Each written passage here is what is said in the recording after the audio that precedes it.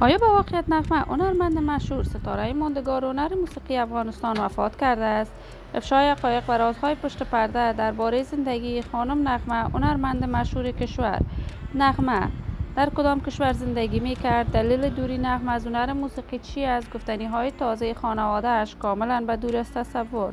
من در این ویدیو پیرامون حقایق همین ماجرا خواهم پرداخت. پس در ادامه با کانال دنیا اینفو باشید.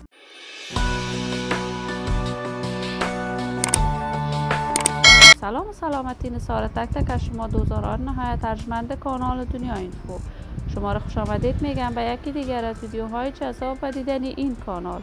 اگر دوست کانال دنیا اینفو باشید، پس برای حمایت هرچی بیشتر از این کانال علامت سابسکرایب را فشار دهید تا ویدیوهای دیگر کانال دنیا اینفو را از دست ندهید. نغمه هنرمند مشهور، چهره ماندگار، شناخته شده و مطرح در میان هنرمندان افغانستان است. علاقمندان و دوستداران خاص خودش را دارد.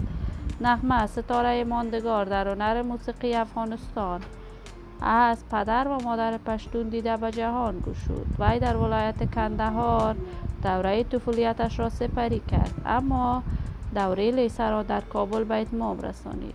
وی در زمانش منصبدار بود و با دوست و همکارش ازدواج کرد. ازدواج نغمه با منگل دیر نینجامید. بعد از به دنیا آوردن 5 فرزند از شوهرش جدا شد و باری دیگر در کشور امریکا ازدواج کرد. ازدواج دوم نغمه هم در کشور امریکا از هم پاشید، اما نغمه همیشه به کارهای هنر موسیقیش می پرداخت.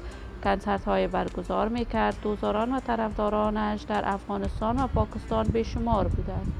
نغمه ستاره ماندگار هنر موسیقی افغانستان مدتی 1 ساله است. کاملا از راه هنر موسیقی به دور است.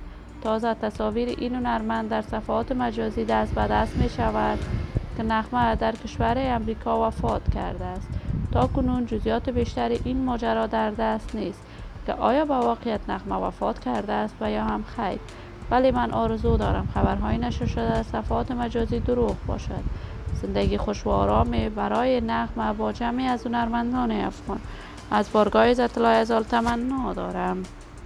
اگر دوست کانال دنیا اینفو باشید، پس برای حمایت هرچی بیشتر از این کانال علامت سابسکرایب را فشار دهید تا ویدیوهای دیگر کانال دنیا اینفو را از دست ندهید. تا درود دیگر، بدرود.